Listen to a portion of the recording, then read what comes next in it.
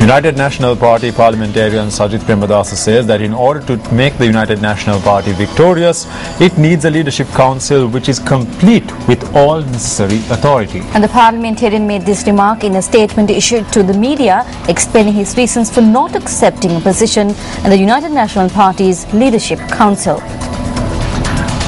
While extending his gratitude to the Mahasangha for encouraging him by forwarding reform proposals to make the party the power of the majority instead of the minority, Sajid Premadasa in his statement states that he cannot take a decision that betrays the Mahasangha.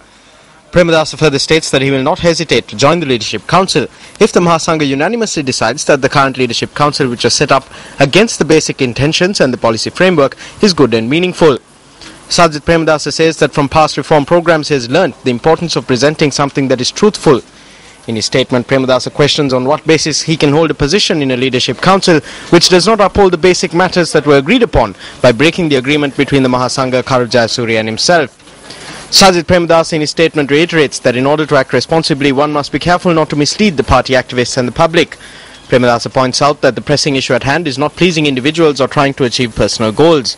While reminding the public of his efforts to educate the public on the extremist state of the present government during the provincial council elections by attending the highest number of public meetings, Sajid Premadasa points out that he and local activists made limitless sacrifices for truthful change in spite of the unpleasant environment that they had to work in. In his statement, Premadasa also notes that he cannot take a decision by going against his conscience and on something that he feels will not serve justice. The coordinating office of the Janata Vimukti Peramuna was declared open in Horana today by the party General Secretary Tilvin Silva. Look at what is happening today. The UNP is running around looking for actors and actresses. They are looking for more actresses. They are looking for sportsmen to secure votes. The alliance is running around looking for an actor and an actress and a sportsman. Why is this? If the UNP has any shame, they would not put forward actresses again. At the last general election, they put forward an actress from the Gampaha district. She defeated Karujaya Surya in preferential votes and was elected. But she was only in the opposition for a week before she crossed over to the government. So what the UNP has been doing continuously as of late is to find someone during election time, get them elected and hand them over to the government. There is nothing else that Ranil Wickramasinghe can do, is there? Up next is a look at the newspaper cartoon of the day.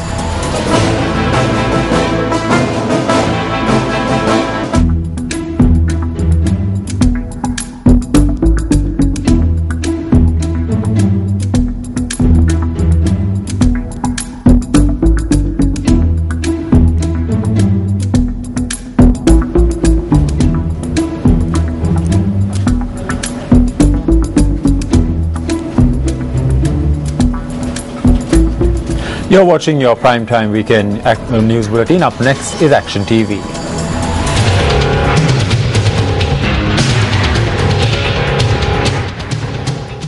Traditionally, interviews held prior to competitive examinations for public service positions are not held on Sundays. However, an interview was held today at the Campbell Auditorium in Colombo, steered by the Municipal Secretary of Colombo.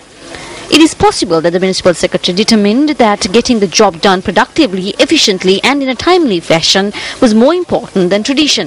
However, she had conducted the competitive examination for the vacant position in the Colombo Municipal Council about a year and a half ago. The fact that the results of this examination are yet to be released makes evident the extent of the Municipal Secretary's efficient and productive public service.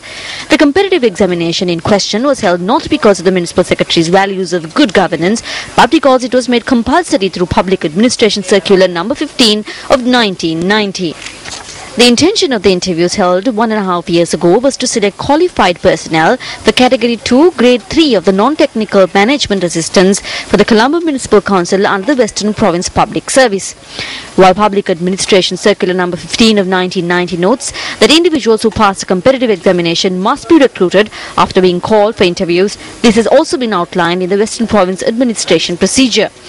It is possible that the Municipal Secretary has called individuals for interviews without releasing the results of the examination in order to fill the vacant positions prior to the dissolution of the Western Provincial Council. While it is immediately evident that these interviews are corrupt and a hoax, an individual who even went before the Commission to investigate allegations of bribery or corruption, writing cases for corruption in the Colombo Municipal Council, happened to be part of the interviewing panel.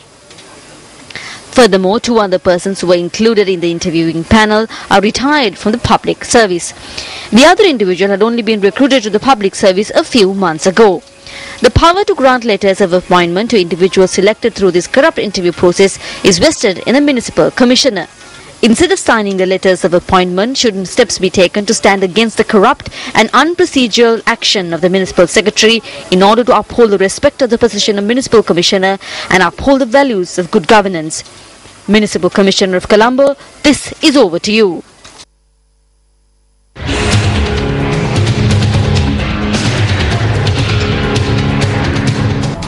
Mexican President Enrique Pena Nieto has signed a controversial law that allows foreign companies to drill for oil for the first time since the sector was nationalized in 1938. Now, the legislation was passed by Congress on 13th December and ratified by a majority of Mexican states. President Pena Nieto says the reform will help Mexico attract the investment needed to boost its falling oil output. However, the country's opposition says it damages national interests.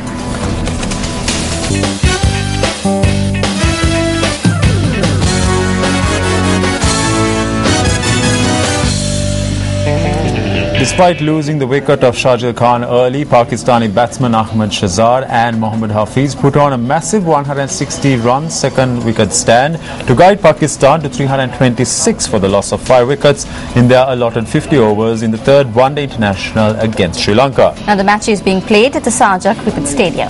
Sri Lanka, who won the toss and decided to field first, managed to dismiss Shahid Khan for just 2 runs as he was bowled out by Nuwan Kulasekara. However, Ahmed Shahzad and Mohammad Hafiz frustrated the Lankan bowlers and hammered them to all corners of the park, adding 160 runs between them.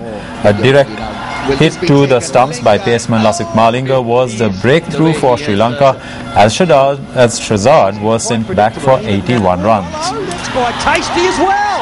He's been given straight away. Oh, can you believe it? Shahzad. Shoaib Masook, who came in next, was dismissed for 21 runs by Pereira.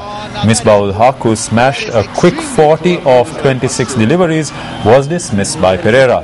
Big hitting Shahid Afridi did not survive for long at the crease as he was bowled out by Lasith Malinga for just 2 runs. Pakistan posted 326 runs on the board for the loss of 5 wickets, with Mohammad Hafiz unbeaten on 140 runs.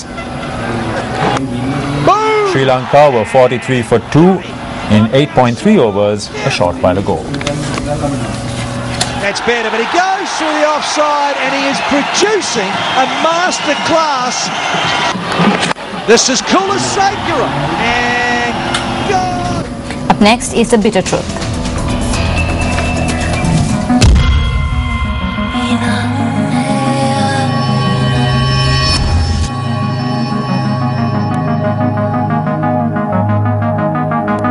On several prior occasions, the bitter truth has pointed out that the decision taken by Sri Lanka Cricket to grant terrestrial broadcasting rights for 3 years to the Carlton Sports Network for 125 million rupees was not financially beneficial. Although many parties challenged this transaction, both SLC and the Minister of Sports did not accept it. A year after the controversial transaction, the Sports Minister continues to maintain that there was no loss whatsoever from this agreement. Here is an excerpt from a recent statement.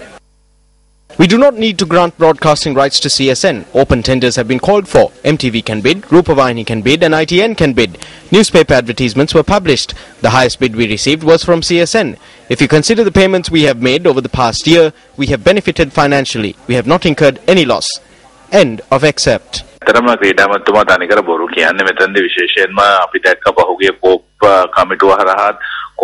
In truth, the Minister of Sports is lying in this instance. We saw through the report of the COPE Committee too that this transaction was not legitimate. Today, some of the ministers in the government may be in a situation where they have to shut up because this is a family channel. You cannot always conceal these things by brushing them under the carpet. The truth will come out someday. The people of this country must decide in the future if it's fair for the government to take over their funds in this way. Not only that, when we started playing cricket and when cricketers were not being afforded opportunities anywhere, the MTV channel came forward to assist cricket. The MTV channel has even assisted the ICC. It would not be right for us to forget this. Furthermore,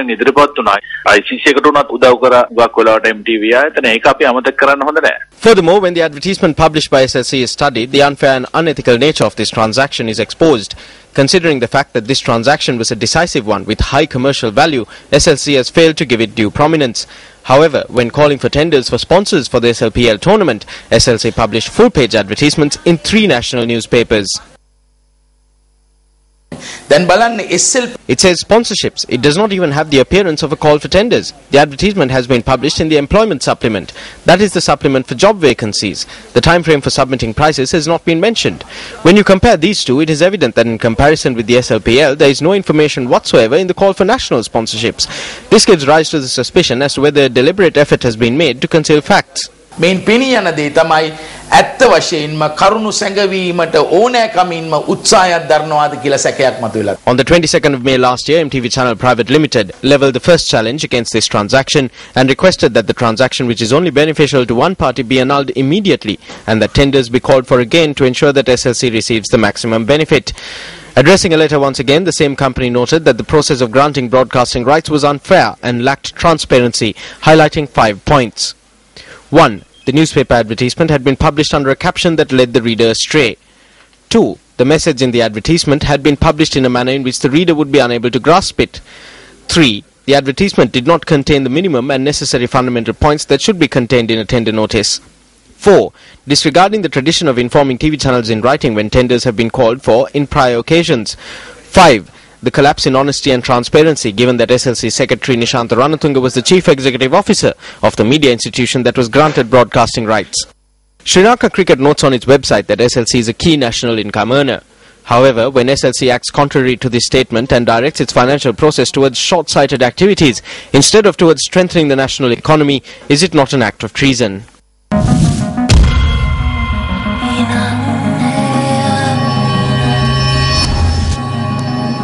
Well, Christians believe that peace was established between God and man with the birth of Jesus. Tonight we have Reverend Dilip Fernando joining us with a Christmas message on our special segment, Christmas in the Air.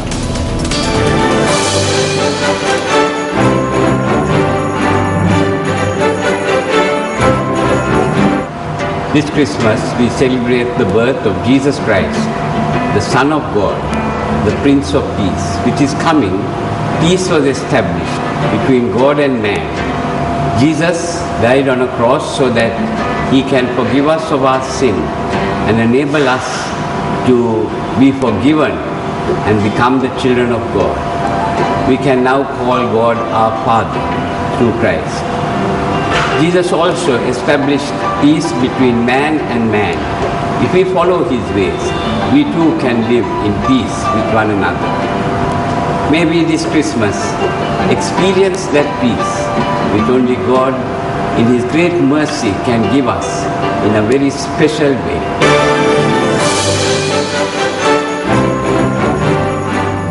Well, that's a look at News at 9 for tonight. Thank you very much for joining us. I'm Arundhati Mudanayaka. And I'm Shen Silva. We wrap up with a look at your weather forecast for tomorrow.